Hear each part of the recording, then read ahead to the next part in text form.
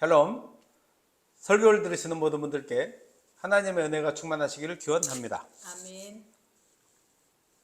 성경 통독 프로젝트 49번째 에베소서입니다. 성경 통독을 돕기 위한 프로젝트 설교이니 설교를 들으시고 성경을 통독할 수 있는 은혜가 있기를 기대합니다. 아멘. 목차를 보겠습니다. 구성은 전과 같습니다.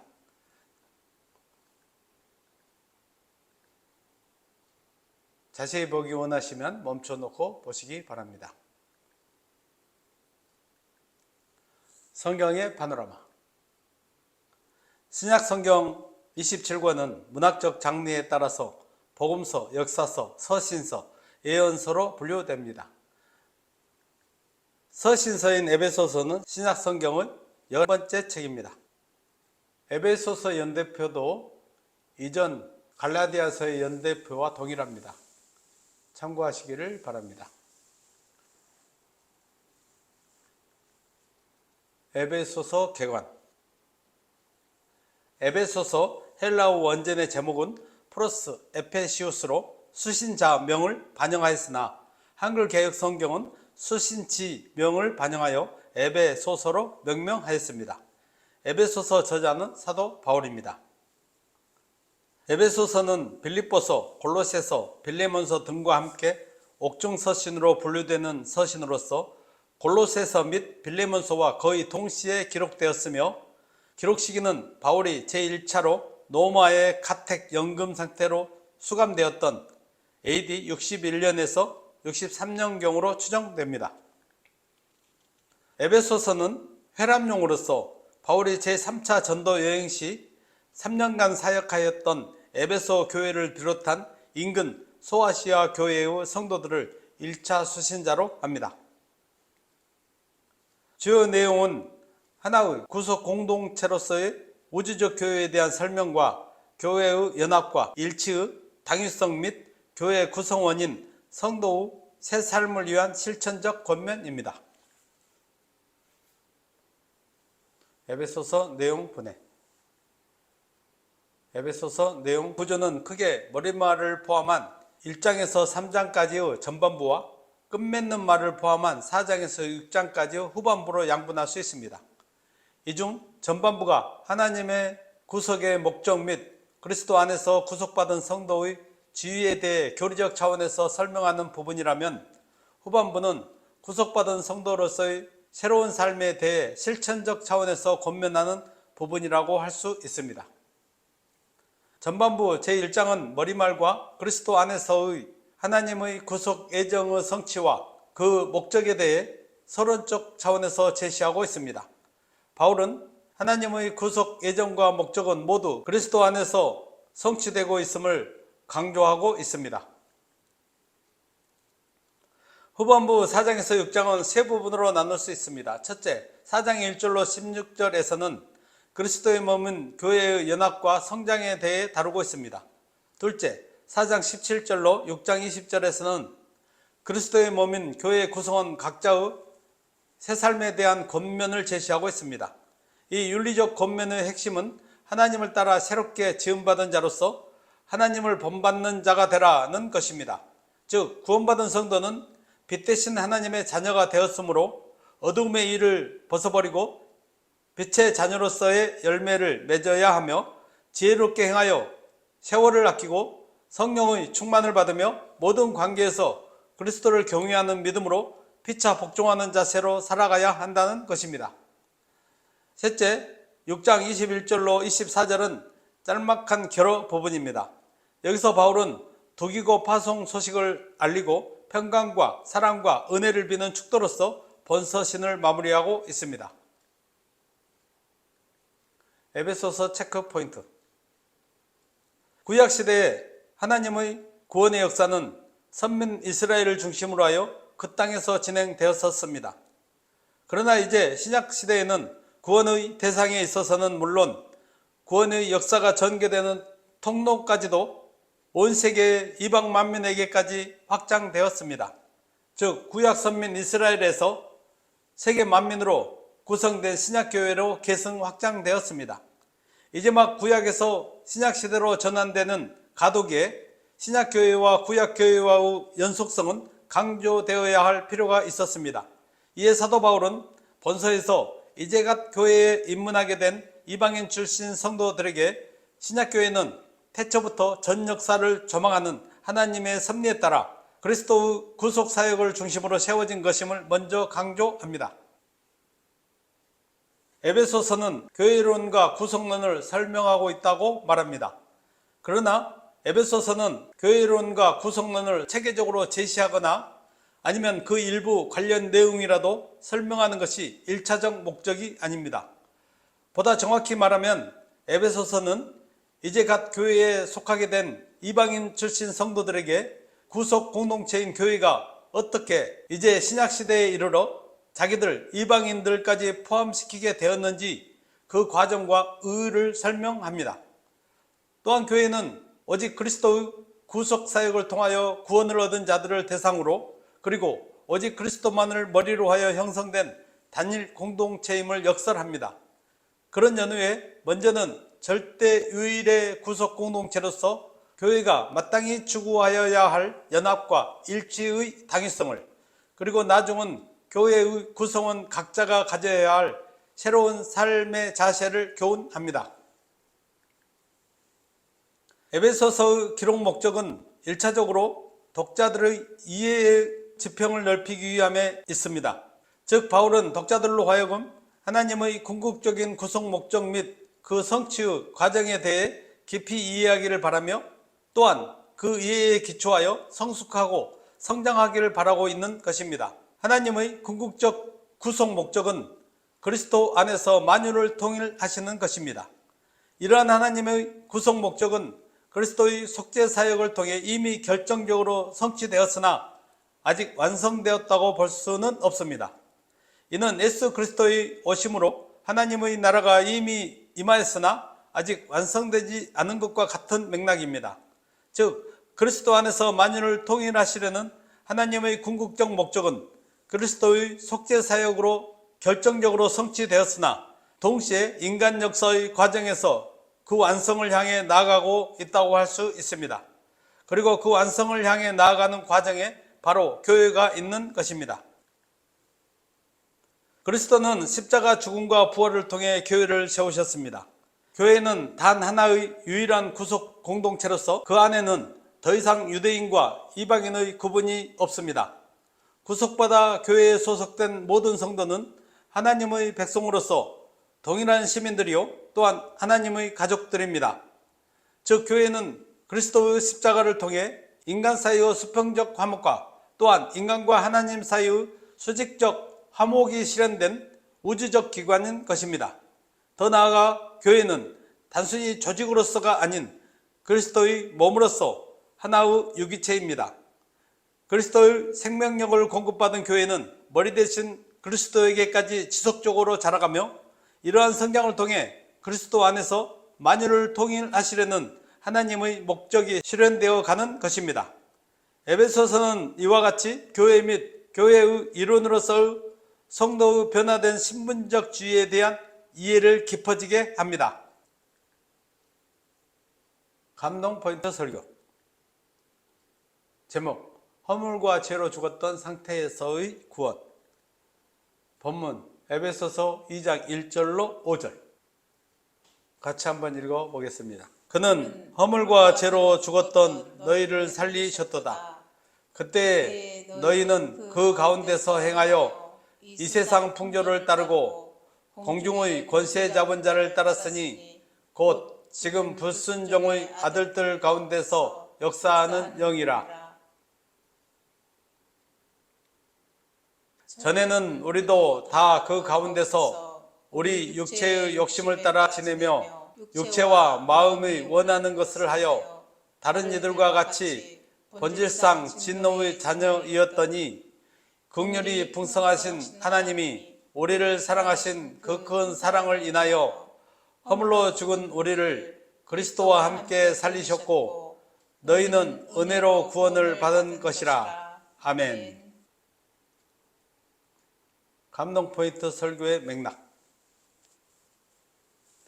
에베소서 2, 3장은 하나님의 구속의 목적 및 그리스도 안에서 구속받은 성도의 지위에 대해 교리적 차원에서 설명하는 본서 전반부 1장에서 3장의 연속 부분입니다. 앞서 1장이 하나님은 구속 예정의 성취와 목적에 대해 서론적으로 제시하였다면 제2, 3장은 하나님의 구속 예정이 구체적으로 어떻게 성취되었는지를 단계적으로 제시하는 부분으로서 구속받은 성도의 지위 및 하나의 구속 공동체로서의 교회의 본질을 핵심 내용으로 하고 있습니다.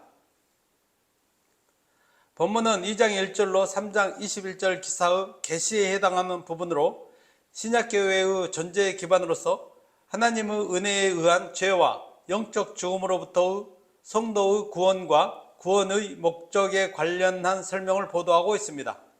이러한 본문의 내용은 성부 하나님께서 당신의 영원하신 구속 계획을 성자 그리스도를 통해 어떻게 실현하셨는지를 보여주고 있다는 점에서 그 의의가 매우 크다고 하겠습니다. 여기서 강조하는 것은 우리를 구원하신 하나님의 은혜입니다. 바울은 구원을 하나님의 선물이라는 말로 표현하고 있습니다.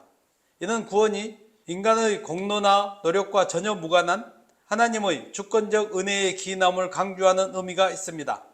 바울은 본문에서 구원받기 이전 성도의 과거의 모습과 그리스도 안에서 구원받은 이후 성도의 현재적 삶을 대조함으로써 성도가 하나님께 받은 구원의 은혜가 얼마나 큰 것인가를 드러내고 있습니다. 설교 본문의 포인트 및 적용. 1절을 보면 너희의 허물과 죄로 죽었던 너희를 살리셨도다 라고 하였습니다. 이 말에서 우리가 알 수 있는 것은 과거 우리는 우리의 허물과 죄로 죽었었다는 것입니다. 물론 이는 우리가 육체적으로 죽었었음을 의미하지 않습니다. 우리 가운데 육체적으로 죽었다가 살아난 경험을 가진 사람은 아무도 없습니다. 따라서 우리는 이 말씀이 영적인 죽음을 말한다는 것을 한눈에 알 수 있습니다. 여기서 말하는 영적인 죽음이란 요한복음의 영생은 곧 유일하신 참 하나님과 그의 보내신 자 예수 그리스도를 아는 것이니이다 라는 말씀을 통해 분명하게 알 수 있습니다. 진정한 생명이란 생명의 주이신 하나님을 아는 것입니다. 생명의 주이신 하나님을 만나고 하나님과 교제하고 교류하며 하나님과 호흡하는 것입니다. 이것이 없는 모든 생명은 살았다 하는 이름을 가졌으나 사실은 죽은 자입니다. 본문에서 말하는 죽었던 이라는 표현은 바로 이것을 말합니다. 적용을 해보겠습니다. 바울은 하나님의 능력이 예수님을 죽은 자 가운데서 살리시고 하나님 보좌 우편에 앉게 하시고 모든 이름 위에 뛰어나게 하시고 만물 위에 있는 교회의 머리가 되게 하셨다고 증언하였습니다. 그 하나님은 인간의 지력으로 이해 불가능할 정도의 능력으로 우리를 살리셨습니다. 우리는 하나님의 능력의 역사로 말미암아 비로소 하나님을 알고 그로 인해 산 자가 되었습니다. 그런데 우리는 여기서 역설적인 사실 하나를 깨달아야 합니다. 그것은 바로 우리 인간이 지닌 불신앙이란 이처럼 하나님의 그 능력의 지극히 크심이 아니고서는 도저히 벗겨질 수 없는 비닐과 같다는 것입니다.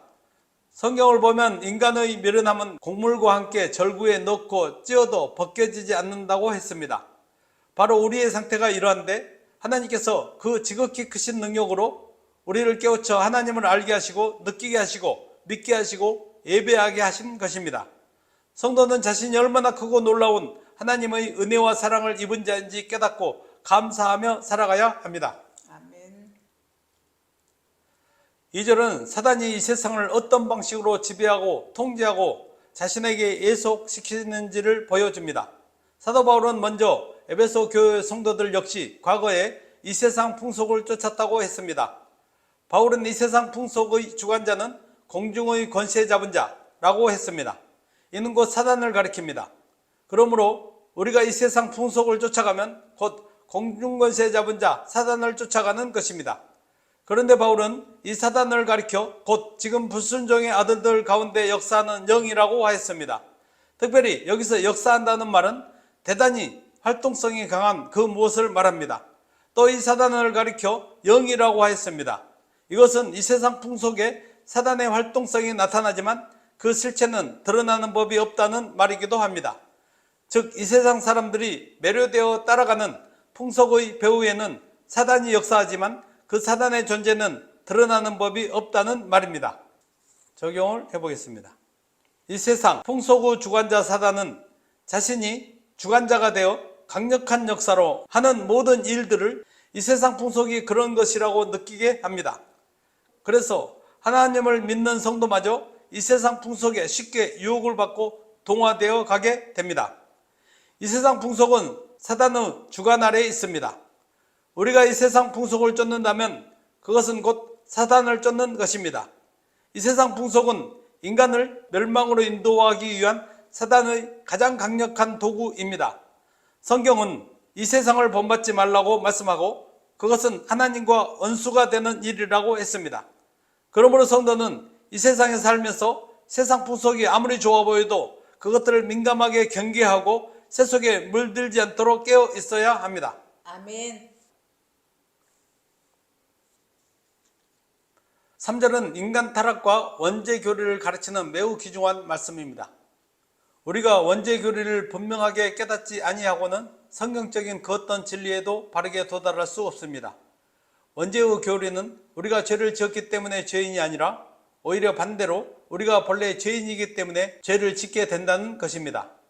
먼저 주목해야 할 표현은 우리도 본질상 진노의 자녀였더니 라는 말씀입니다. 이 말씀은 우리 역시 다른 어떤 죄인과 조금도 다를 바 없이 본질적으로 죄인이요 진노를 받도록 태어난 존재라는 말씀입니다. 적용을 해보겠습니다. 우리는 본래 의인이 아닙니다. 그럼에도 불구하고 오늘날 교회 안에는 너무 많은 사람들이 자신을 의인으로 알고 있으며 의인으로 자처하고 있습니다. 물론 그것은 성경의 가르침입니다. 우리는 예수를 믿음으로 의롭다함을 받은 것이 사실입니다. 하지만 우리는 의인인 동시에 본래 죄인이라는 사실도 명심해야 합니다. 한시라도 우리가 죄인이라는 사실을 잊어서는 안 됩니다. 아멘. 그런데 오늘날의 성도들은 의인이라는 의식은 또렷하고 또 점점 또렷해지는데 죄인이라는 의식은 점점 흐려지고 있습니다. 사도 바울은 본문에서 성도들이 과거에 죄인이었음을 상기시키는데 이는 성도가 죄인이라는 의식이 없이는 하나님의 은혜가 은혜되지 못하기 때문입니다. 성도는 본래 죄인이요 본질상 진노의 자녀이었는데 하나님께서 예수 안에서 부르시고 의롭다 하여 주신 것입니다. 우리는 이 사실을 분명하게 기억하고 하나님의 지극하신 은혜에 감사하며 살아야 합니다. 아멘. 5절에 보면 허물로 죽은 우리를 그리스도와 함께 살리셨고 라고 했습니다. 이 말씀은 우리의 중생과 관련된 말씀입니다. 이 말씀은 우리 중생의 성경적 논리가 우리의 주관적 체험이 아니라 그리스도의 부활에 있음을 보여줍니다. 우리는 흔히 중생을 자신의 체험과 연관시키는 경향이 있습니다. 하지만 중생과 중생 체험은 엄연히 다른 것임을 알아야 합니다. 중생 체험이란 중생 자체를 체험하는 것이 아니라 어디까지나 이미 중생한 사실을 체험하는 것입니다. 성도가 성령의 역사에 의해 눈물과 콧물을 쏟을 때 그때 거듭나는 것이 아니라 이미 거듭난 사실을 그때서야 깨닫는 것입니다. 그때서야 자신이 얼마나 용서받을 수 없는 죄인이었으며 구제받을 수 없는 상태에 놓여 있었는지를 아는 것입니다. 하나님께서 얼마나 큰 사랑으로 자신을 구원해 주셨는지 그것을 깨닫고 그것으로 말미암아 감동하고 감격하고 감사하는 것입니다. 적용을 해보겠습니다. 우리는 중생과 중생의 체험을 분명히 구분해서 보아야 합니다. 성도가 자신의 체험과 중생을 일치시키려고 하기 때문에 문제가 발생하는 것입니다. 체험이 전혀 없는 사람은 구원에 대한 자신이 없습니다. 도대체 자신이 구원을 받은 것인지 못 받은 것인지 알지 못한 가운데 구원의 확신이 없습니다. 성도는 분명히 알아야 합니다. 성경이 가르치는 바 중생은 우리의 주관적 체험과 직접적인 관계가 없습니다. 바울은 고린도후서 5장 17절에서 그런즉 누구든지 그리스도 안에 있으면 새로운 피조물이라 이전 것은 지나갔으니 보라 새 것이 되었도다 라고 선언했습니다. 그리스도 안에 있으면 누구든지 새로운 피조물입니다. 중생한 하나님의 백성인 것입니다. 우리는 중생의 논거를 자신의 체험이 아니라 2000년 전에 죽음에서 다시 사신 예수님의 부활에서 찾아야 합니다. 그러므로 예수님이 죽음에서 부활하신 사실을 약간의 의심이나 일말의 의혹 없이 분명히 믿으면 성도는 죄와 허물로 인한 죽음으로부터 다시 살아난 것입니다. 아멘. 왜냐하면 우리 예수님께서 나를 대표하여 나를 끌어안고 나와 함께 사셨기 때문입니다. 아멘. 에베소서 교훈. 에베소서는 성도 개개인의 구원을 하나님의 영원한 구속 목적의 맥락 속에서 제시하는데, 그 목적이란 곧 그리스도 안에서 만물을 통일하시는 것입니다. 그리스도께서는 이미 십자가와 부활을 통해 그 사역을 결정적으로 성취하셨지만 아직 최종적인 완성은 이루어지지 않았습니다. 그리스도 안에서 만물을 통일되게 하시려는 하나님의 최종적인 구속 목적은 그리스도의 몸인 교회를 통해 지속되며 완성되어 갑니다. 아멘.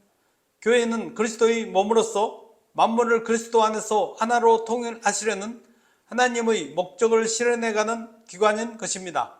아멘. 그리스도의 몸의 은유로서 제시된 교회의 역할은 교회의 존재의 기반이 그리스도께 있다는 것과 함께 하나님의 구속 목적의 완성을 수행하는 교회의 유대성을 교훈해 줍니다. 아멘. 에베소서는 구속받은 성도로서의 새로운 삶에 대해 실천적 차원에서 권면하는 첫 부분에서 교회의 연합과 성장에 대해 말하고 있습니다. 연합과 성장은 그리스도의 몸으로서의 교회의 당위적인 두 명제입니다. 각각의 성도들이 자기 자신을 그리스도의 한 몸을 이루는 지체로 인식하고 서로를 인내와 사랑으로 용납할 때 교회는 아름다운 연합을 이룰 수 있습니다. 이러한 연합은 성령 안에서의 영적 연합으로서 세상 어디에서도 볼 수 없는 고귀한 연합입니다. 아멘. 그리고 각 성도들이 자기의 가진 바 은사의 직무를 통해 다른 지체들을 돕고 섬길 때 그리스도의 몸인 교회는 성숙해지고 성장해 가게 됩니다. 아멘. 에베소서는 다른 바울 서신들의 특징과 마찬가지로 교리적 차원에서 교훈을 제시한 후 윤리적 권면을 제시하는 것을 빠뜨리지 않습니다. 본 서신의 윤리적 권면의 핵심은 하나님을 따라 새롭게 지음받은 자로서 하나님을 본받는 자가 되라는 것입니다. 하나님께 대한 그리스도인의 신앙은 보이지 않는 신비한 영의 세계에만 국한되는 것이 아닙니다.